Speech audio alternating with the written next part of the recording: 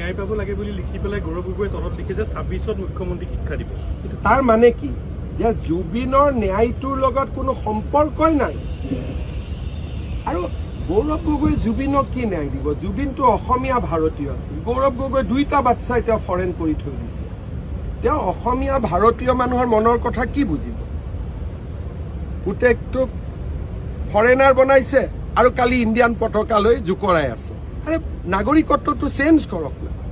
আজিলৈকে ইমান সমালোচনা হ'ল, আজিলৈকে ঠিক আছে ভুল কৰিব পাৰে কোনোবাই জীৱনত, আজিতো এপ্লাই কৰিব লাগিছিল যে মই অসমৰ মুখ্যমন্ত্ৰী হ'ব বিচাৰোঁ, গতিকে মোৰ ল'ৰা ছোৱালী দুটা ভুলতে যদিও ইংলেণ্ড হৈছিল, ব্ৰিটিছ হৈছিল, এতিয়া অন্ততঃ মই ভাৰতীয় কৰাৰ সিদ্ধান্ত লৈছোঁ।